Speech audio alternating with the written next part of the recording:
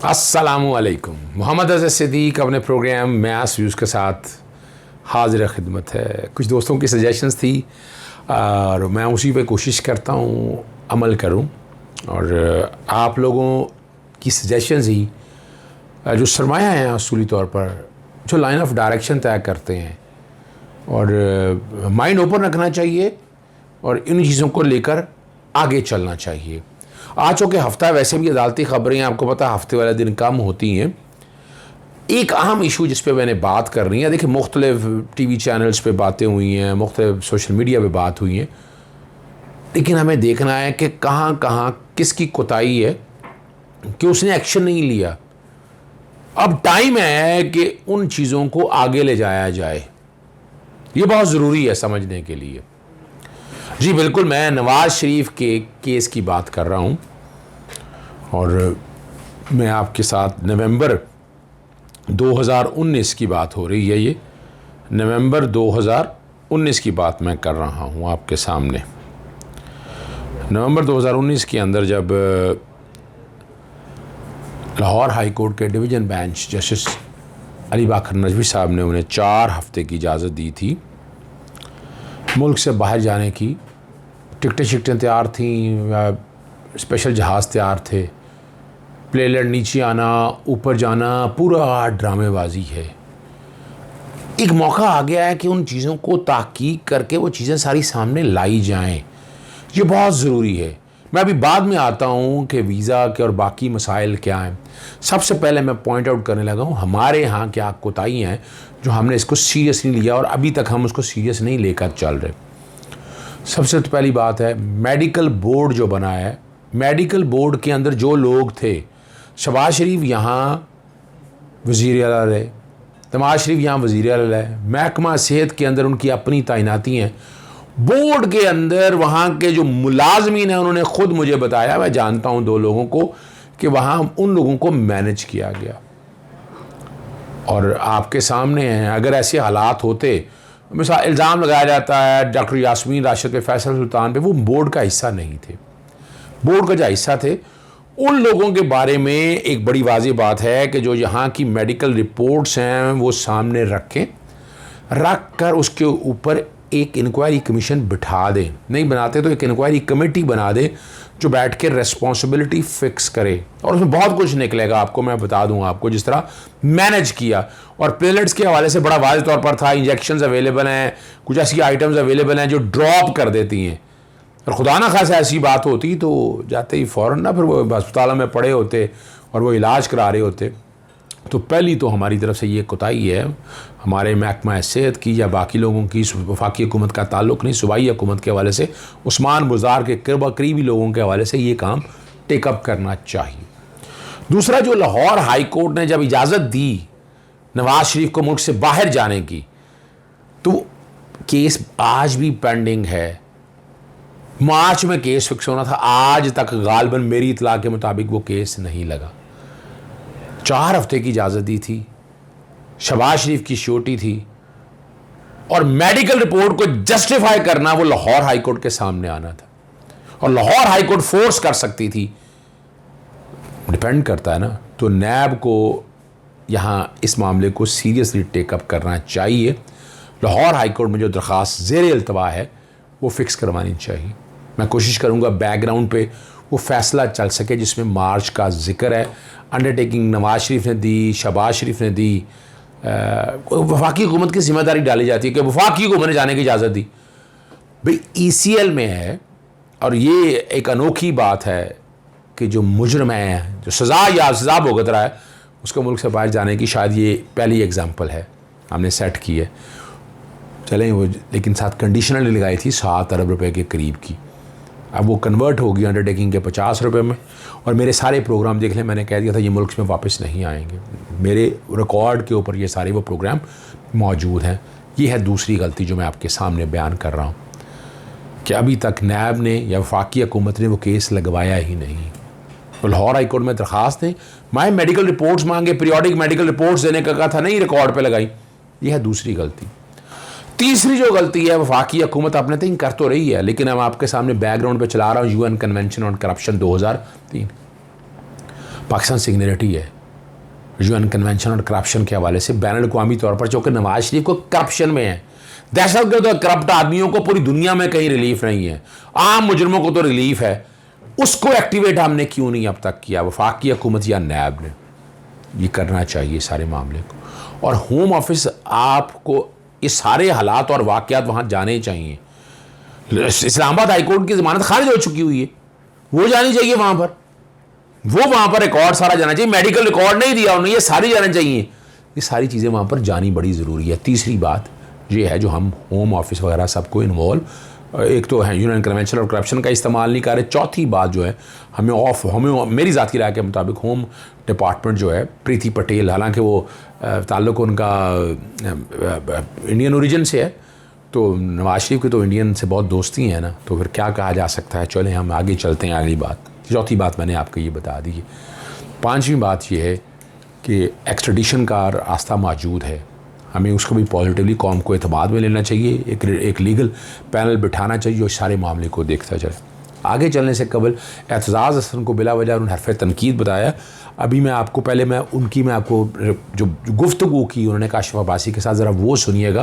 बातें उन्होंने बहुत साफ सच कही हैं, और ये जिसमें कोई डाउट है कि नवाज शरीफ की दोस्ती यारी ज़्यादा थी, और लोगों को जिस तरह वो बुलाते थे, लेके आते थे आपके सामने, नरेंद्र मोदी वीज़ा के बगैर पूरा जत्था आया था, सजन जडाल आपके सामने है, मिटल वगैरह वो सारे आपके सामने हैं। तो एतजाज़ हसन ने बड़ी राइटली और सही गुफ्तगू की है, उसमें सो कॉल्ड लिबरल को मुसीबत पड़ गई है, जो जारियों दोस्त की ना, जो बेसिकली इंटरनेशनल एजेंडा लेकर चल रहे हैं, वो चाहे रॉ की शक्ल में हो, एनडीएस की शक्ल में हो, मुसाद की शक्ल में हो, सीआई की शक्ल में, MI5 MI6 की शक्ल में हो, और उसमें याद रखिएगा मोदी के करीब वाले बचाने आएंगे वहाँ उनको। और ये एतजाज़ ने कि मैं सपोर्ट करता हूँ इस बात को, इंडिया फ़ौरन लेने के लिए तैयार होगा, बग़ैर पासपोर्ट के, बग़ैर वीज़ों के फ़ौरन ले लेगा उसको, गुफ्तगू सुनने पे। जी, आपने ये गुफ्तगू सारी एतजाज़ हसन की सुन ली है। अब मैं चलता हूँ जो मैंने मुख्तलिफ़ चैनल्स पे बात की। मैंने PTV न्यूज़ पे क्या बात हुई, पहले ज़रा वो सुन लें आप। गुफ्तगू में हमें ज्वाइन कर रहे हैं माहिर कानून जनाब अज़हर सिद्दीक। अज़हर सिद्दीक साहब, आपको भी गुफ्तगू में खुश आमदीद कहते हैं। और इससे पहले कि मैं इमरान साहब की तरफ जाऊँ, मैं अज़हर सिद्दीक साहब की तरफ ही जाऊँगा। अज़हर सिद्दीक साहब, आप फरमाइए कि ये जो पेशरफ्त हुई है मियां नवाज शरीफ के हवाले से, आपको क्या कहते हैं कानूनी तौर पे, कि क्या अब मियां नवाज शरीफ साहब को वापस आ जाना चाहिए और जो यहाँ पर उनके केसेस हैं उनको सामना करना चाहिए, यही उनके लिए अब एक आसान रास्ता रह जाता है? क्योंकि बहरहाल उनके पास ऑप्शंस तो मौजूद हैं वहाँ पे अपील के, लेकिन अगर दुरुस्त फैसला वो करते हैं तो क्या उनको वापस आ जाना चाहिए? बहुत शुक्रिया जावेद साहब। देखिए, बुनियादी तौर पर तो अगर in all bona fides, in all fairness अगर देखें तो बात यही है कि जो कि यहाँ पाकिस्तानी कोर्ट्स में उन्हें मेडिकल ग्राउंड्स के ऊपर जमानत मिली थी 8 हफ्तों की।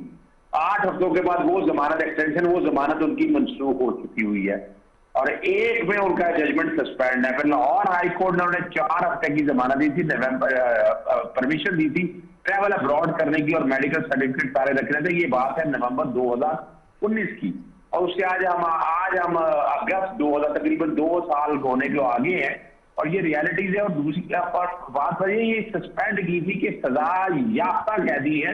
अभी तक जो केसेस इंग्लैंड गवर्नमेंट के सामने आ चुके हैं, उनमें केसेस की नौयत, अगर वो पिनोशे केस देखें या हिंदुजा ब्रदर्स और बाकी केसेस जितने भी रिकॉर्ड के ऊपर अगर उनको देखें तो उनकी नौयत थोड़ी सी मुख्तलिफ है। नवाज शरीफ के केस की नौयत इसलिए मुख्तलिफ है कि नवाज शरीफ मेडिकल ग्राउंड्स के ऊपर इजाजत लेकर गए थे, और जो हाई कोर्ट जो उनको डिफेंड करती है केसेस, उनको वो जस्टिफाई करना है। पहले तो चले लॉकडाउन था, लॉकडाउन की वजह से एडवांटेज मिलता है तो उनका वीजा ऑटोमेटिकली एक्सटेंड होता रहा 6 महीने के लिए। आपको पता है कि अगर मल्टीपल आपका वीजा लगा हो तो 6 महीने से ज्यादा आप रह नहीं सकते हैं, एक्सटेंड होता रहा। ये एक्सटेंड होने की दरखास्त उन्होंने दी थी अपनी जगह पर, लेकिन वहां लॉकडाउन जो कि खत्म हो चुका था, और ये मैं बहुत जगह क्या बैठा था कि अगस्त उनके लिए बहुत मुश्किल हालात आने वाले हैं। दूसरा ये कहा गया कि पाकिस्तानी गवर्नमेंट ने, चूंकि उनका पासपोर्ट रिन्यू होना था, वो पासपोर्ट रिन्यू नहीं किया गया, और उनकी citizenship of already is under stake right now. अगर देखा जाए एक तरह से वो स्टेटलेस है। अब उनके पास ऑप्शन है कि अगर पासपोर्ट रिन्यू कैसे करवाएं।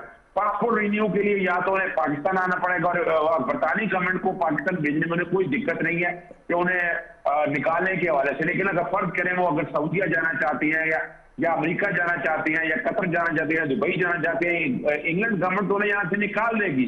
वहां अगर उनको वीजा दे देता है बरतानिया गवर्नमेंट, यानी अगर अमेरिकन गवर्नमेंट देती है, उनके लिए रास्ते खोल देती है, वो वहां जा सकते हैं। इशू यहाँ पर ये है कि इस वजह वीजा रिफ्यूज कर दिया तो फर्स्ट ईयर ट्राइब्यूनल के पास अपील जानी है, और अपील उन्होंने दायर कर दी। ये जो कह रहे हैं ना अपील दायर करना है, मेरी इत्तला के मुताबिक अपील दायर हो चुकी है, और उन्होंने जो ग्राउंड बनाया, उन्होंने ग्राउंड बुनियादी तौर पर मेडिकल ग्राउंड बनाया था, और उन्होंने पॉलिटिकली अगर कुछ चीजें कि पाकिस्तान में उनके लिए हालात बेहतर नहीं है, लेकिन उनके लिए वो केस जस्टिफाई करना बड़ा मुश्किल हो जाएगा, जो कि सुप्रीम हाईकोर्ट के फैसले मौजूद हैं, और साथ साथ उनके पास लाहौर हाईकोर्ट का फैसला भी मौजूद है जिसमें 4 हफ्ते की फीस। अब उनके लिए अगर वहां ठहरना है ना, तो उनके लिए आसान इतना नहीं होगा, उन्हें अब इलाज करना पड़ेगा, झूठा सच्चा जो कोई भी इलाज है वो जाकर कराना पड़ेगा, ऑपरेट कराना पड़ेगा, और सिर्फ और सिर्फ ह्यूमन राइट वायलेशन के कॉन्टेक्ट के अलावा उनका केस कोई नहीं है, मेरिट पे केस उनका कोई नहीं है, सिर्फ मेडिकल ग्राउंड के ऊपर आएगा। और वो ये भी बड़ी ज्यादती है कि वो 6 महीने से लेकर 1 साल लगता है उनको अपील डिसाइड करने का। लेकिन मैं खबर आपको दे देता हूँ कि इंग्लैंड के अंदर नवाज शरीफ को निकालने के कॉन्टेक्स्ट में एक मूवमेंट शुरू हो चुकी है इंसाफ की उम्मीद के नाम पर, और बाकायदा 14 अगस्त को 10 डाउनिंग स्ट्रीट पर बहुत बड़ा एहतजाज होने जा रहा है, जो बरतानी गवर्नमेंट के ऊपर प्रेशर डाला जाएगा, और इसके ऊपर बाकायदा को पिटीशन साइन की जा रही है कि गवर्नमेंट को कहा जाएगा। एक सवाल उठता आ रहा है, और वो सवाल आ रहा है कि होम डिपार्टमेंट को प्रीति पटेल हेड करती है। प्रीति पटेल चूंकि बाई ओरिजिन देखा जाए तो इंडिया से ताल्लुक है, तो अपने नवाज शरीफ ने पिछले दिनों जो कुछ मुलाकातें की हैं वो इन चीजों को सामने रखते हैं, इंडियन गवर्नमेंट को भी सामने किया, और उन्होंने शायद प्रीति पटेल के ऊपर एक डायरेक्ट तरीके से को प्रेशर डाल के कोशिश करेंगे वो एडवांटेज लेने की। अगर अमूमन जो फर्स्ट ईयर ट्राइब्यूनल है वो इजाजत दे देता है, सेकंड टीयर ट्राइब्यूनल में अगर इजाजत नहीं मिलती है तो वहां भी टाइम लग जाएगा। तो वो कोशिश ये कर रहे हैं कि 2023 तक ये मामला टाले रखें। वो टालने की मकसद ये है कि पाकिस्तान के अंदर जो अदालती सिस्टम में कोई चेंज नजर आ जाएगी, ये गवर्नमेंट चली जाएगी, तो इन हालात को लेकर वो चल रही है। लेकिन इतना आसान काम पाकिस्तानी गवर्नमेंट के लिए नहीं है। अब पाकिस्तानी गवर्नमेंट एक्सट्रेडिशन का रास्ता लेती है या कोई प्रेशर डालती है, ये फैसला करना होगा। ठीक है अजहर सिद्दीक साहब, आपके ख्याल में उनके पास क्या ऑप्शंस हैं? यही ऑप्शन है कि वो आए, वापस आएं और अपने खिलाफ केसेस का सामना करें, इसी से उनको फायदा होना है? देखिए, एक बुनियादी तौर पर जो तरीका है सियासत, अगर तर्ज सियासत देखिए, नवाज शरीफ साहब के आसपास अगर लंदन में जाए, देखिए मैंने जो बड़ी ताकीद की है, उनके आसपास सारे क्रिमिनल लोगों का ताल्लुक है, और माइंड जो है ना इस हद तक मैं कह सकता हूँ वो हो चुका है कि एक क्रिमिनल आदमी जो होता है ना, जब माइंड उसका इस हद तक काम करता है, वो अपने लिए हालात और वाकयात या हालात ऐसे मौजू और साजगार बनाता है। तारीख भी उठाकर देख लेना, उस वक्त आराम से अपना जनरल परवेज मुशर्रफ को बेवकूफ बना के मुल्क से बाहर निकल गए, फिर आप 10 साल का कॉन्ट्रैक्ट करके 5 साल बाद वापस है, हालात अपने लिए मौजू और साजगार बनाए। हुदैबिया का केस इन्होंने लगने नहीं दिया। हुदैबिया के केस अब जब इनकी हुकूमत आने वाले थे उससे पहले लगवाया, बाकायदा बैंक ने डाइसेंट भी दिया, 1 साल तक लगने नहीं दिया, और जब इनकी गवर्नमेंट आ गई उसके ऊपर फिक्स कराया अपनी मर्जी के जज के पास। इस वक्त टोटल फोकस नवाज शरीफ का है कि वो इस गवर्नमेंट से अब चाहते ये है कि किसी ना किसी तरह से उनकी अपीलें पेंडिंग पड़ी रहे, उनके केसों का कोई फैसला ना हो, और उनका अपना एक दौर आ जाए जहां मिल मिलाकर, और ये हुदैबिया के केस में भी गवर्नमेंट, फेडरल गवर्नमेंट की तरफ से इनके PMLN के सदर से जनाब नसीर भुट्टा था, वो जाके पेश आके इन्वेस्टिगेशन की जरूरत नहीं है, केस खत्म कर दें। अभी वो सिर्फ और सिर्फ इस बात पे आवाम को ये देखना चाहते हैं, अपना वोट बैंक तोड़ना नहीं चाहते, और उसके लिए उन्होंने कभी मरियम की शक्ल में निकाल देते, कभी शहबाज शरीफ की शक्ल में निकालते। बुनियादी तौर पर हुकूमत वक्त का जो काम है ना, अगर नवाज शरीफ को किसी तरह से वहां से ये निकाल कर पाकिस्तान में ले आते हैं ना, और यहाँ अदालतों के सामने रख देते हैं, तो ये तारीख तब्दील हो जाएगी। अगर नवाज शरीफ नहीं आते और वहीं रहते हैं, और वो वहीं रहेंगे, वो इसलिए रहेंगे कि 2023 का 2 तरह से इंतजार करेंगे। एक तो आला अदालतों में चीफ जस्टिस तक के लेवल के लोग शायद उनकी अपनी मर्जी के आ जाए, और इसी तरह यहाँ गवर्नमेंट उनकी मर्जी की आ जाए, और वो जब गवर्नमेंट का पावर में आकर फिर वो सारे मामला को मिल मिलाकर सेटल करेंगे। वरना मुझे हालात नजर नहीं आ रहे ऑप्शन उनके, अगर ईमानदार आदमी हो, अगर उन्होंने कोई जुल्म नहीं किया, उनके सौदा गैर कानूनी काम या कोई करप्शन या करप्ट प्रैक्टिसेस नहीं की है, उन्हें चाहिए पाकिस्तान में आए, पाकिस्तानी अदालतों के सामने सरेंडर करें। इस निजाम के अंदर अपीलें फाइल की हुई हैं, उन अपीलों को बैठकर वो देखें, उन अपीलों को बैठकर वो डिसाइड करें, उन अपीलों को बैठकर। और अभी भी आप देखें जो उनके बाकी जो केसेस हैं, फास्ट शुगर या मनी लॉन्ड्रिंग के केसेस का, और खासतौर पर मीर शकील जो अलॉटमेंट ऑफ प्लॉट वाला केस है, वो सारे करप्शन के केसेस सारे स्टैंड स्टिल है, क्योंकि ट्रायल इन एब्सेंशिया हो नहीं सकता है यहाँ नैब के हवाले से। और वहां आप देख लें कि वहां जितने लोग बैठे हैं इस वक्त, जितने लोग वहां पर खड़े हैं, आप मिसाल ले लें, इशाक खान की शक्ल में ले लें, हसन हुसैन की शक्ल में ले लें, अपना हमदा सलमान शहबाज की शक्ल में ले लें, नुसरत शहबाज की शक्ल में ले लें, अपना मलिक इमरान की शक्ल में ले लें, ये सारे लोग वो हैं कि जिनके खिलाफ नैब के केसेस पड़े हुए हैं, भागे हुए हैं, निजाम से भागे हुए हैं। और हमारे कानून में इतने सुकम है कि हम उनको किसी तरह से भी पाबंद करके अदालतों में ला नहीं सके, और इन्हीं अदालतों को चकमा देकर, चक्कर देकर, उनके वक्त को बेवकूफ बनाकर वो निकल गए। बहुत बहुत शुक्रिया, बहुत बहुत शुक्रिया अजहर सिद्दीक साहब आपका। जी अब हम आगे चलते हैं। मैंने बोल न्यूज़ में क्या इस पे बारे में बात कहा, ज़रा वो सुन लीजिएगा। तो अजहर सिद्दीक साहब, सबसे पहले ये प्राइम मिनिस्टर ने 1 साल पहले ऐलान किया था कि वो बोरिस जॉनसन से बात करेंगे, खुद लंदन जाएंगे, हर मुमकिन कोशिश करेंगे मियां नवाज शरीफ को वापस लाने की। क्या क्या कानूनी ऑप्शंस उनके पास मौजूद थे? कौन कौन से कानूनी ऑप्शंस पर हुकूमत ने कोशिश की अमल दरामद करने की, इस सिलसिले में कोई कानून साजी करने की, और किस हद तक कामयाबी मिली है हुकूमत को? क्या समझते हैं आप अजहर साहब? बहुत शुक्रिया। बुनियादी तौर पर बातों की हद तक तो आप कह सकते हैं कि बड़ी बातें होती रही कि हम ये कर देंगे या वो कर देंगे, हम ये रास्ता निकालेंगे। असूली तौर पर बात ये देखने की है कि क्या कानूनी तौर पर वो ऑप्शन एक्सरसाइज की गई नहीं। वो सवाल बड़ा सीधा सा है।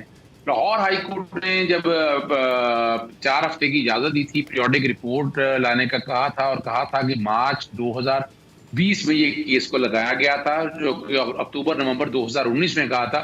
उस केस को ही आज तक ना लगाने की कोशिश की, ना हालात और वाकयात बनाने की कोशिश की। फिर दूसरी मेन रीजन है बीमारी की बेस बनाई, इसमें कोई शक नहीं है, कख नहीं है कि डॉक्टर्स मिले हुए थे, उनके साथ किसी वक्त तहकीक हुई, वो सामने आ जाएगा। तो क्या हमने वो जो बातें होती रही, अगर ये मान भी लिया जाए, तो क्या हमने कोई इंक्वायरी और इन्वेस्टिगेशन करके उन डॉक्टरों को कानून के दायरे में लेके आया? वो भी सवाल है। नहीं। फिर हम आ जाते हैं हुकूमत बरतानिया के हवालगी के हवाले से। एक पॉजिटिव कोशिश ये की। अजहर साहब, क्या इतने वसूख से कहा जा सकता है अभी, जब तक ये साबित ना हो जाए कि डॉक्टर्स मिले हुए थे, चूंकि उसमें तो हुकूमती डॉक्टर्स भी शामिल थे, डॉक्टर यास्मीन राशिद, डॉक्टर फैसल सुल्तान, उन्होंने खुद विजिट किया था नवाज शरीफ को, उनकी हालत को देखा था, रिपोर्ट्स को चेक किया था। देखिए जहां तक डॉक्टर यास्मीन राशिद का नाम है, वो एक वजीर हैं, फैसल सुल्तान है, वो एक कंसल्टेंट के तौर पर तो आए नहीं थे, जो बोर्ड का हिस्सा थे। सवाल थे बोर्ड के हवाले से, जो कानूनी तौर पर हमें देखने वाली बात है वो बोर्ड के हवाले से बात है। अब आती है अगली बात की तरफ। मिसाल यानी नवाज शरीफ की पीरियोडिक रिपोर्ट्स जानी थी लाहौर हाई कोर्ट के अंदर, वो नहीं आ सकी। उनकी बेल अल अजीजिया के अंदर एक्सटेंड होनी थी मेडिकल ग्राउंड्स के ऊपर, वो मेडिकल रिपोर्ट्स ना ले सकी और बेल एक्सटेंड नहीं हुई और बेल खारिज हो गई। इंग्लैंड के अंदर वो वहां पर मौजूद थे, मेडिकल बुनियादों पर गए थे, लेकिन हमने देखा कोई मेडिकल रिपोर्ट्स या ऐसी कोई चीज सामने नहीं आई। और उनको कोविड की वजह से अमूमन होता है, जब मल्टीपल वीजा आपका हो, मेरा भी 5 साल का मल्टीपल वीजा है, तो 6 महीने बाद आपको एग्जिट होकर दोबारा फिर आना होता है। तो यहाँ चूंकि वो अप्लाई करते रहे कि वो कोविड के हालात हैं, उनकी वजह से ना मिल सका।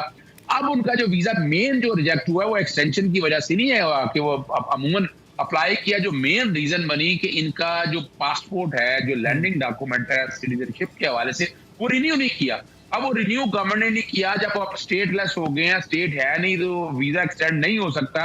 और उस वीजे को एक्सटेंड लेने के बाद तरीकाकार यही है कि जब होम ऑफिस भी रिजेक्ट करता है तो फर्स्ट ईयर ट्राइब्यूनल है, वो ट्राइब्यूनल इस मामले को देखता है, 6 महीने से 1 साल लगाता है, उसके बाद उससे हायर ट्राइब्यूनल में जाती है और तकरीबन वो 5-6 महीने या साल का टाइम वो लेता है। फिर जुडिशियल रिव्यू भी है। तो जब तक नवाज शरीफ वहां पर मौजूद है, उनको जब तक उनकी फर्स्ट ईयर की अपील रिजेक्ट नहीं होती, उन्होंने निकाला नहीं जा सकता। ये एक अलहदा बात है कि अगर वो एक दफा इंग्लैंड से निकल गए, फॉर इंस्टेंस वहां से वो निकलते हैं, वो अमेरिका की यात्रा की जाती है, अभी कुछ टाइम ऐसा मियां साहब वहां गुजार सकते हैं और उस दौरान कानूनी तौर पर भी अपनी तैयारी कर सकते हैं। उनके पास अब कानूनी ऑप्शंस क्या क्या हैं और मजीद कितने अरसे तक आप समझते हैं, कितने माह तक या कितने साल अभी वो मजीद लंदन में गुजार सकते हैं? देखिए, नवाज शरीफ साहब के पास अपील उन्होंने दायर कर दी हुई है वीजा रिफ्यूज होने के बाद। अपील की ग्राउंड इज वेरी डिफिकल्ट, उनके लिए मुश्किल इसलिए होगा कि मेडिकली वो साउंड नहीं है, क्योंकि वो ना वो हॉस्पिटल्स में जाकर अपना कोई ऑपरेट कर सके। ह्यूमन राइट्स के अलावा उनकी एक्सटेंशन का कोई चांस मुझे नजर नहीं आता है। अब उसके कॉन्टेक्स्ट में उन्हें वो बिल्ड करना पड़ेगा medical record. There is a possibility कि शायद एक आध ऑपरेशन करवाना भी पड़े और प्लेलेट शायद ऊपर नीचे जो यहाँ पाकिस्तान में होते रहे शायद वहां भी हो जाए आने वाले दिनों में। उसके अलावा बहुत पॉसिबिलिटी नजर नहीं आती है। लेकिन उन्हें एक एडवांटेज रहेगा। लेकिन मैं ये खबर आपको मैं दे देता हूँ उनके लिए बड़ा मुश्किल इसलिए हो जाएगा कि बाकायदा एक कैंपेन स्टार्ट हो रही है और 14 अगस्त वाले दिन 10 डाउनिंग स्ट्रीट पे बहुत बड़ी तादाद पाकिस्तानियों की वहां इकट्ठी हो रही है। पाकिस्तान के अंदर पिटीशन तैयार हो रही है। उन्होंने डिमांड ये कर रहे हैं कि पॉलिटिकली एक्सपोज पर्सन, और एक केस और याद रखिएगा, ये नवाज शरीफ साहब सजा याफ्ता है, 2 केसों में इनको सजा हो चुकी है, और खास तौर पर आप इलीगल इमिग्रेंट के हवाले से, और जहां पर नेशनल क्राइम एजेंसी अब हरकत में ऑलरेडी आ चुकी है, वो एक अलहदा इशू मौजूद है। दूसरा जो पॉसिबल है ना, अब इसका मतलब कि टेक्निकली चांसेस बहुत कम है कि मियां साहब की अपील को कोई पॉजिटिव रिस्पांस मिले। अगर ये अपील भी मुस्तरद हो जाती है तो फिर कितना टाइम मिलेगा मियां साहब को वहां स्टे करने के लिए? देखिए मैं बताऊं, देखिए अमूमन जब अपील दायर कर दी जाए फर्स्ट ईयर की, तो वहां आपको स्टे मिल जाता है। अमूमन अपील डिसाइड होने में 6 माह से 1 साल लगता है, फिर आगे 1 साल मिल जाता है। यानी इस कॉन्टेक्स्ट में तो आ जाएगा। फिर वो दूसरी पॉसिबल एंटरप्रेन्योर के वाले से बिजनेसमैन के तौर पर वीजा ले सकते हैं। पॉलिटिकल असाइलम वो लेंगे नहीं। पाकिस्तानी गवर्नमेंट अगर इस मामले को सीरियसली लेके चलना चाहती है तो इनको एक्स्ट्रेडिशन की तरफ चलना पड़ेगा, और उनके जो वहां पर होम डिपार्टमेंट और उनके दरमियान जो अपील है ना, वो पाकिस्तानी गवर्नमेंट वहां फरीक बन नहीं सकती है। नवाज शरीफ अगर वहां से इंग्लैंड से छोड़ के किसी और मुल्क में अगर जाते हैं, वो कोशिश कर रहे हैं जाने की, अमेरिका वगैरह अगर वहां कहीं जाते हैं, अगर यहाँ से निकल जाते हैं तो वापस इंग्लैंड में नहीं आ सकेंगे जब तक पासपोर्ट नहीं मिलेगा। पासपोर्ट लेने के लिए या तो उन्हें पाकिस्तान आना पड़ेगा या पाकिस्तान की अदालतों में रुजू करना पड़ेगा, उसके अलावा उनके पास ऑप्शन नहीं है। लेकिन अभी मैं बताऊं विन विन पोजीशन है। ये कहा जाए कि नवाज शरीफ अभी तक तो बेवकूफ बनाने में सिस्टम को कामयाब हो चुके हैं। पाकिस्तानी गवर्नमेंट सीरियसली उस तरह से इशू को लेकर नहीं जा सकी। जी, मैंने फिर बात की पब्लिक न्यूज़ के साथ, ज़रा वो सुन लीजिए। अजहर सिद्दीक साहब, आप सबसे पहले तो नवाज शरीफ साहब को जो अब ये एक्सटेंशन नहीं मिली है, और क्या वो पाकिस्तान वापस आ सकते हैं, इस पर आपकी क्या राय है? बहुत शुक्रिया अली साहब। बुनियादी तौर पर अगर आप देखें, इस बात का बड़ा सिंपल सा लेआउट है कि नवाज शरीफ नवंबर 2019 में लाहौर हाईकोर्ट ने कहा था कि 4 हफ्ते की इजाजत मिल दी जाए बाहर जाने की, और साथ वो कंडीशनैलिटी जो थी 50 रुपए के बॉन्ड पे, वो साथ लगा दी थी कि बजाय बड़ी छोटी देने, और छोटी इसलिए लगाई जाती है कि दूसरा बंदा नहीं आता तो उसकी सारी जायदाद, अगर आज वो छोटी की कंडीशन होती और नवाज शरीफ नहीं आते तो उस छोटी की बदौलत कम से कम 60 अरब रुपया कौम को किसी ना किसी शक्ल में मिल जाता। और आपने वो शेखुपुरा में प्रॉपर्टी देख ली है कि जहां पर बाकायदा वो नीलाम हुई है। अब आते हैं इस बात में कि हर एक को पता नहीं है, मेरा वीजा भी मल्टीपल वीजा है अपना इंग्लैंड का, लेकिन उसमें कंडीशन है कि 6 महीने से ज्यादा आप एक बार स्टे नहीं कर सकते, आपको एग्जिट करना पड़ता है। नवाज शरीफ साहब ने इतने से एग्जिट नहीं किया। पहली दफा उन्होंने कोविड की वजह से मेडिकल एक्ट की वजह से एक्सटेंशन नहीं दी है।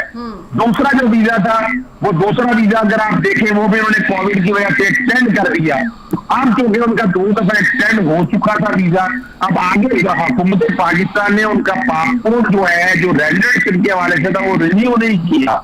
जब वो रिन्यू नहीं किया पेरेंट कंट्री का, तो ये बुनियाद बनी कि आपका वीजा आगे वो एक्सटेंड नहीं कर सकते जब तक आप वैलिड किसी मुल्क पाकिस्तान की सिटीजनशिप सर्टिफिकेट नहीं लेकर आएंगे। अब यहाँ पर, और ये बात है वो रिजेक्ट हो चुका था, अपील उन्होंने दायर कर दी हुई है। अब अपील उन्होंने बुनियादी तौर पर जो एस्टेब्लिश करना पड़ना है उनको, वो ह्यूमैनिटेरियन ग्राउंड के अलावा कोई वजह नहीं बनेगी। याद रखिएगा, इलीगल इमिग्रेंट है इस वक्त वहां पर। नवाज शरीफ इस वक्त इलीगल इमिग्रेंट की शक्ल में मौजूद है।